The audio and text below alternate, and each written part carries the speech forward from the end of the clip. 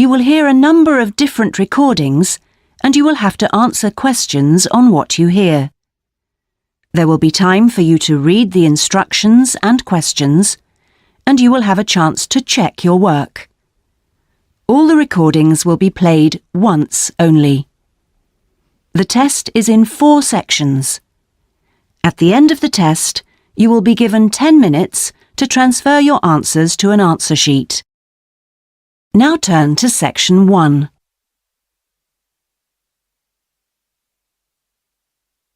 Section 1. You will hear a telephone conversation between a passenger and an official at the Land Transport Information Service at Toronto Airport.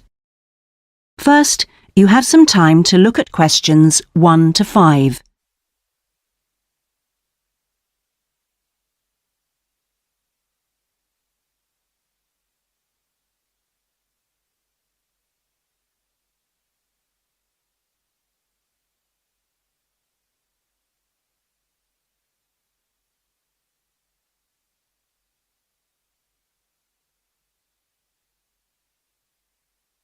You will see that there is an example that has been done for you.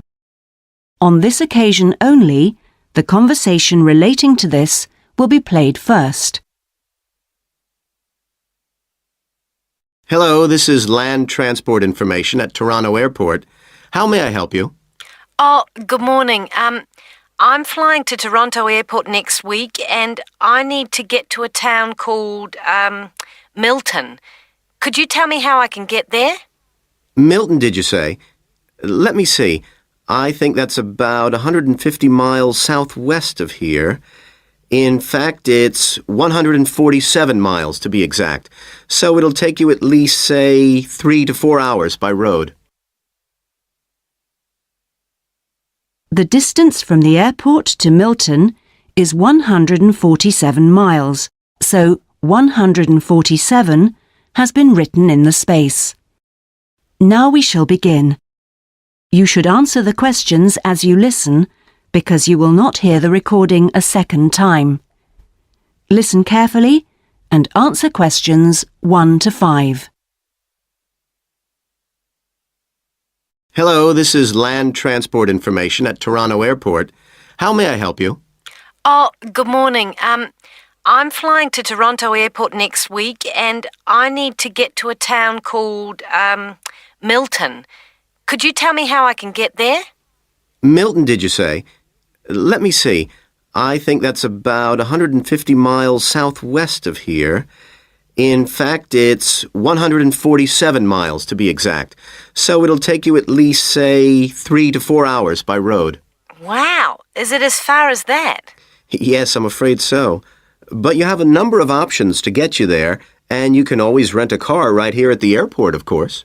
Right. Well, I don't really want to drive myself, so I'd like more information about public transport. Okay. In that case, the quickest and most comfortable is a cab, and of course there are always plenty available, but it'll cost you. You can also take a Greyhound bus, or there's an airport shuttle service to Milton. I think for that kind of distance a cab would be way beyond my budget. But the bus sounds okay. Can you tell me how much that would cost? Sure. Let's see, that would be $15 one way or $27.50 return. That's on the Greyhound. Ah, that's quite cheap. Great. Whereabouts does it stop in Milton? It goes directly from the airport here to the city center, and it's pretty fast. But you have to bear in mind that there is only one departure a day, so it depends what time your flight gets in. Ah, of course. Hang on. Oh, we're due to get there at 11:30 a.m. Too bad. The bus leaves at 3:45, so you would have quite a wait, more than 4 hours. Oh, I see. Well, what about the shuttle you mentioned? Okay, that's the airport shuttle that will take you from the airport right to your hotel or private address. It's a door-to-door service, and it would suit you much better because there's one every 2 hours. So how much does that cost? Let's see. That's $35 one way, $65 return. So I guess it's a bit more expensive than the Greyhound. Oh, that doesn't sound too bad, especially if it'll take me straight to the hotel. But you do need to reserve a seat. Okay. Is it possible to make a booking right now, through you? Sure. Before you hear the rest of the conversation, you have some time to look at questions 6 to 10.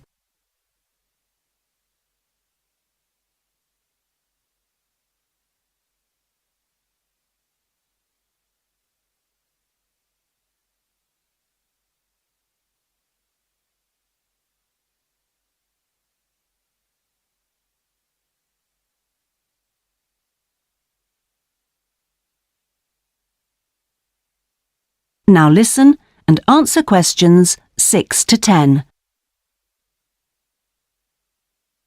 Okay, I just have to fill this form out for you. So, what date do you want to book this for? The 16th of October. Oh, no. Sorry, that's my departure date. I arrive on the 17th, so book it for them, please. So that's the Toronto Airport shuttle to Milton. And this is for just one person, or? Yeah, just me, please. Right. And you said your expected time of arrival was 11:30? So if I book your shuttle for after 12, let's say 12:30, that should give you plenty of time to, collect your baggage, maybe grab a coffee. Yeah, that sounds fine, as long as we land on time. Well, we'll take your flight details, so you don't need to worry too much about that. Now, what about the fare? What sort of ticket do you want? One way or? Yeah, that'll be fine, provided I can book the return trip once I'm there. No problem. Just allow a couple of days in advance to make sure you get a seat. And what is your name, please? Janet Thompson. Is that Thompson spelled with a P? No, it's Thomson. Okay. And you'll be coming from the UK? What flight will you be traveling on? It's Air Canada flight number AC936 from London Heathrow. Right. Now, do you know where you'll be staying? We need to give the driver an address. Yes, it's called the Vacation Motel, and I think it's near the town centre. Anyway, the address is 24 Kitchener Street. That's Kitchener Street. That's fine. Right, so that's $35 to pay, please. Have you got your credit card number there? Yes, it's a Visa card, and the number is 3303-8450-2045-6837. Okay. Well, that seems to be everything. Have a good trip, and we'll see you in Toronto next week. Yes, bye. Oh, thanks for your help. That is the end of section 1. You now have half a minute to check your answers.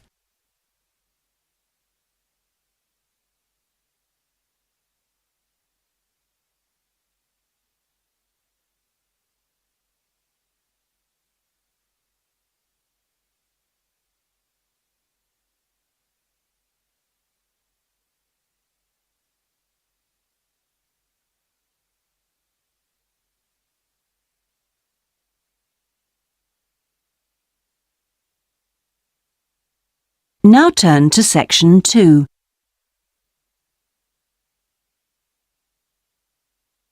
Section 2. You will hear a representative from a holiday company called PS Camping giving a talk about the holidays the company organises. First, you have some time to look at questions 11 to 16.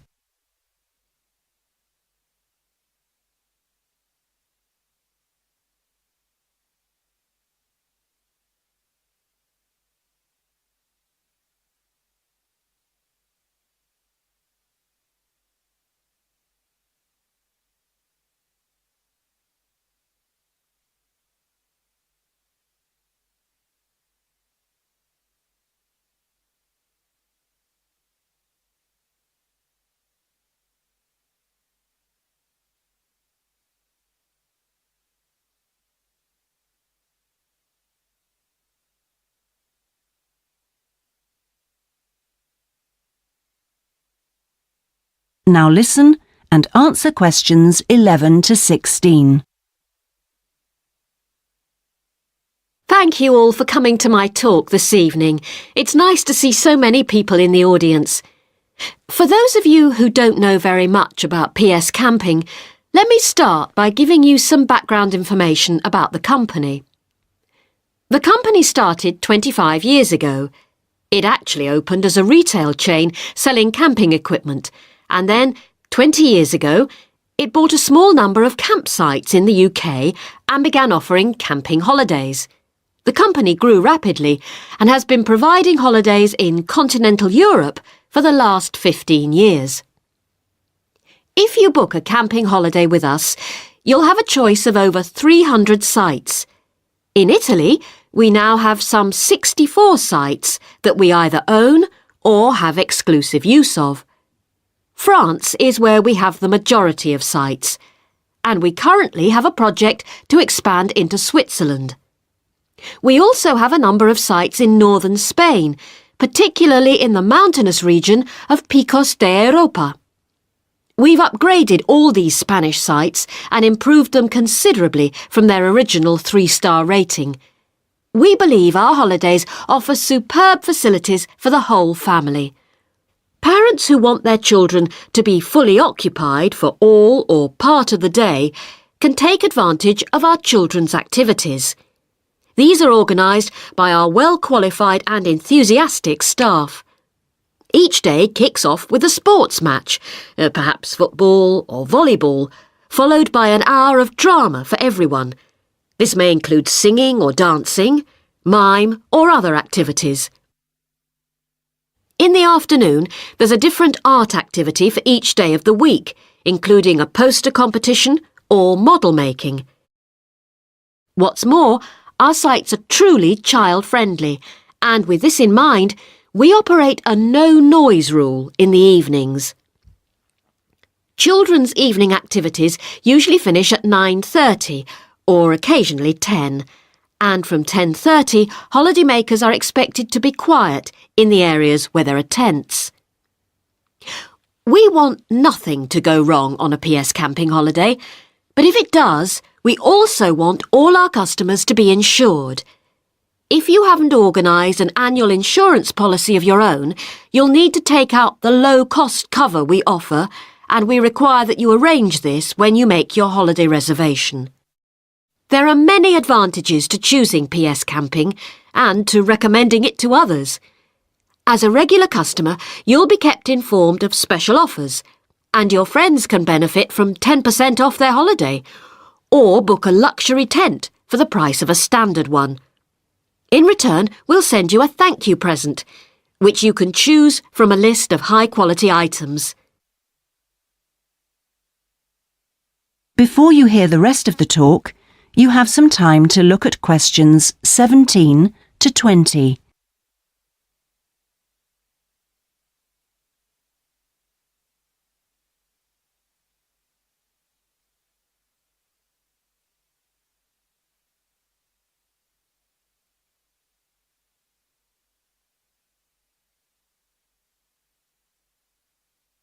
Now listen and answer questions 17 to 20. When it comes to our tents, these are equipped to the highest standard. We really do think of every essential detail, from an oven and cooking rings fuelled by bottled gas to mirrors in the bedroom areas. If you don't want to cook indoors, you can borrow a barbecue if you ask in advance for one to be made available. And there's even a picnic blanket to sit on outside your tent. Inside, a box of games and toys can be found, and children's tents can be hired if required. All tents have a fridge, and if you want to spend the day on the beach, for example, ask for a specially designed PS Camping cool box, which will keep your food and drinks chilled. There are excellent washing facilities at all our sites, with washing machines and clothes lines in the central areas, along with mops and buckets in case your tent needs cleaning during your stay. All sites have a cafe and/or a shop for those who'd rather eat in than dine at a local restaurant. That is the end of section 2. You now have half a minute to check your answers.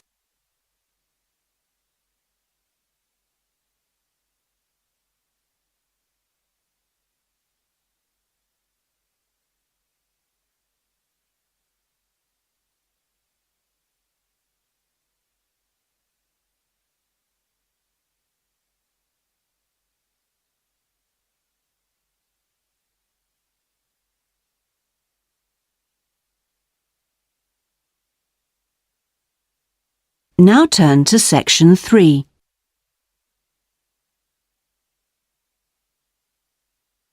Section 3. You will hear a tutor talking to two business students called Philip and Janice about their research on managing individuals. First, you have some time to look at questions 21 to 23.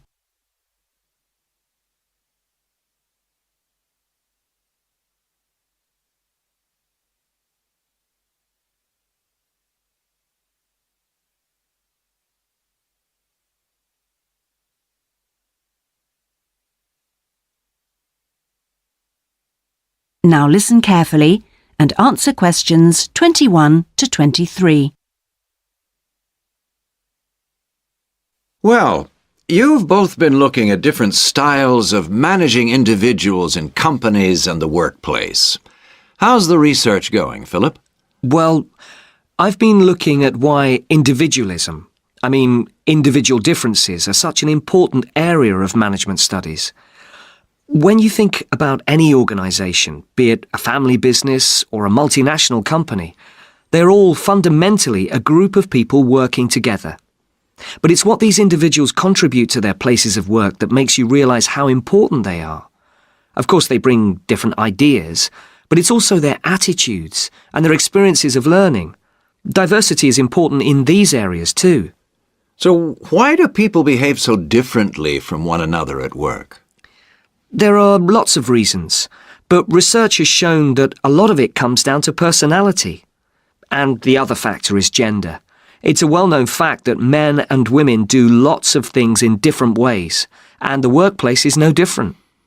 Did you look at the effects of this variation on companies? Yes, I did. On the positive side, exposure to such diversity helps encourage creativity, which is generally an asset to a company. But unfortunately, individual differences are also the root of conflict between staff, and they can lead to difficulties for management, which can sometimes be serious. Before you hear the rest of the conversation, you have some time to look at questions 24 to 30.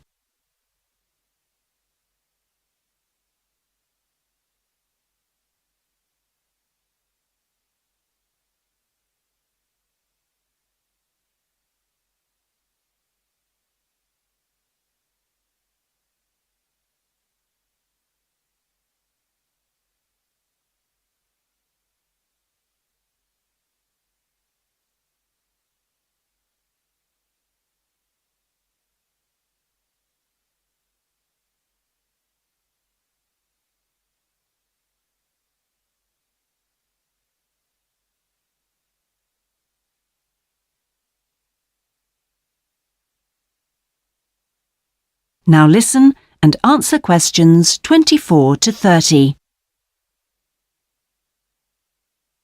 Thanks, Philip. So now I guess the two main things to remember here are to identify individual talent and then to utilize it. So, Janice, you were looking at identifying different talents in workers. Do you think this is easy for managers to do? Well, currently, teamwork is in fashion in the workplace, and in my opinion, the importance of the individual is generally neglected.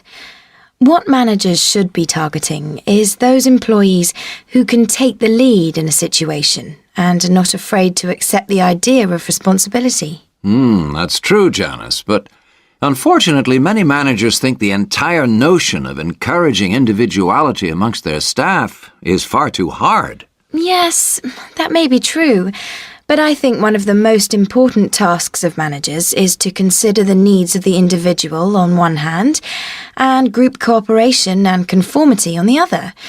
It requires creative thinking on the part of management to avoid tension. So, Janice, what kind of people do you think companies should be looking for? Well, it has to start from the very beginning, when companies are looking for new employees. When the personnel department is choosing between applicants, they need to look for someone who's broken the mould and can think for themselves. Instead, people making these decisions often use a range of psychological tests to see if a person is a problem solver or will do as they're told. I'm not convinced these qualities are actually the most important. So, do you think being a good team player is overrated? No, it's not overrated. You do need to learn the rules and learn them fast. No individual can get around this if you're working in an organisation. So how should managers deal with this? Rewards. When an individual demonstrates the behaviour the organisation expects, some kind of incentive can be given. What's important here is that this happens right at the beginning, so new recruits learn the rules of the system immediately. Also, the incentive should be something the individual actually wants, and this isn't always just money. To come back to you, Philip, you were saying that recognition of good performers is essential. Now, what else should managers be looking for? Well, managing people means you not only have an understanding of your employees, but you also recognise the culture of the organisation. In fact, for some organisations, creativity and individuality may be the last thing they want to see during working hours. Very true. Yes, but managing people isn't as easy as it looks. For example, change in the workplace can be quite tricky, especially if there's a need to increase profit. And at times like these, managers may have to give priority to profit rather than individual staff needs. Yes, and that creates difficult situations for people. Yes, but what's important is that managers are able to deal with quite high levels of personal stress. During times of change, they should be thinking not only about the strain on their staff, but take time out to think of themselves. Absolutely. So, what are the implications of that? That is the end of section 3. You now have half a minute to check your answers.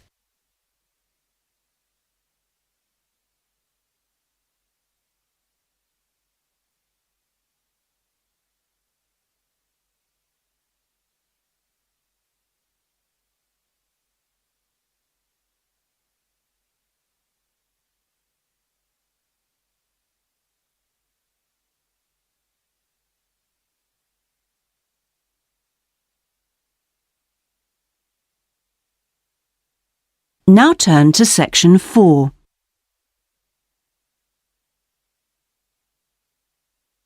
Section 4. You will hear part of a lecture about cave paintings and other types of rock art. First, you have some time to look at questions 31 to 40.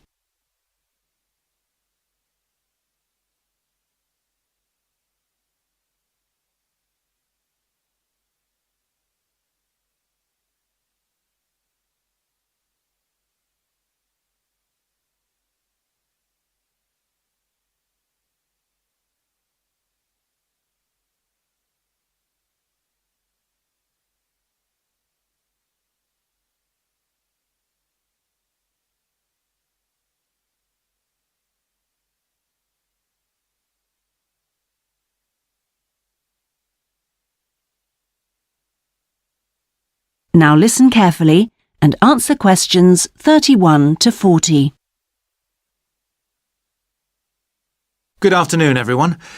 This is the first seminar in preparation for our archaeological fieldwork in Namibia. We are fantastically lucky to have received partial research funding for this trip from our institute, so I shall expect 200% attention and participation from you all. First, in this seminar, I'm going to give a brief introduction to contemporary research on rock art. And in the second part, I'm going to give you some do's and don'ts for our fieldwork trip in April. So please listen very carefully. I'm first going to focus on the interpretation of rock art in Namibia. We are very fortunate to be going to an area where you can find some of the most important sites in the entire world.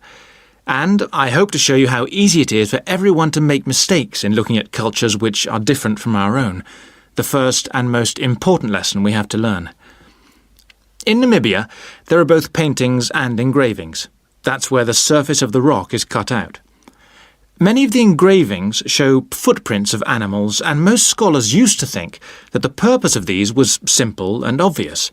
This rock art was like a school book with pictures to teach children about tracks, which track belonged to which animal, giraffe, lion, and so on. But there were some mysteries.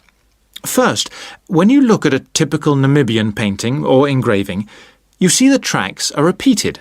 There are dozens of tracks for the same animal. Well, you'd expect just one clear illustration if the the aim was to teach tracking.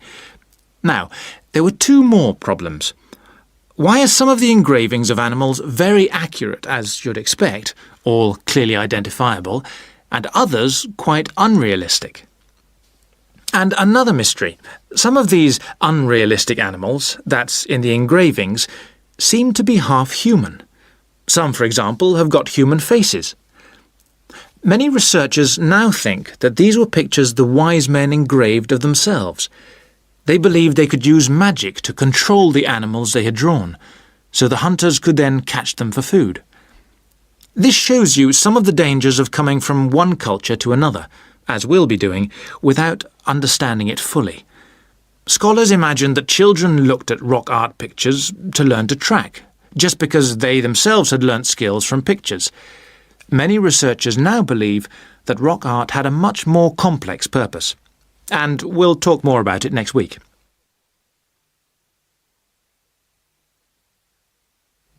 Now, before I invite you to join in a discussion in this second part of the seminar, I'd like to make some very important points about our fieldwork, and in fact any field trip to look at rock art. We're going to a number of sites, and we won't always be together. The single largest problem faced by people who manage the sites is, yes, I'm sure you've guessed, damage caused by visitors, even though it's usually unintentional.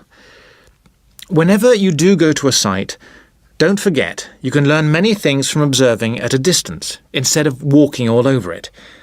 This can really help to reduce visitor pressure. People often say, well, there's only 2 of us, and just this one time. But maybe thousands of people are saying the same thing. And then, some basic rules to guide you. We'll have our own camp near a village, but remember never to camp on a site if you go on your own. It may be disrespectful to the people of that culture. And certainly don't make fires, however romantic it may seem. It's really dangerous in dry areas, and you can easily burn priceless undiscovered material by doing so. So, how are we going to enjoy the rock art on our field trip? By looking at it, drawing it, and photographing it. Never by touching it or even tracing it. Rock art is fragile and precious. Remember that climbing on rocks and in caves can destroy in a moment what has lasted for centuries. So, no heroics in Namibia, please. Try to be extra careful and help others to be too. Oh, and lastly, please don't even move rocks or branches to take photographs. You should leave the site intact. I'm sure I can rely on you to do that. Well, that's about all I want to say before today's first discussion. But if you have any questions, please ask them now. Oh, and don't forget you'll find some fascinating information about worldwide sites on the internet. Right, first question then. That is the end of section 4. You now have half a minute to check your answers.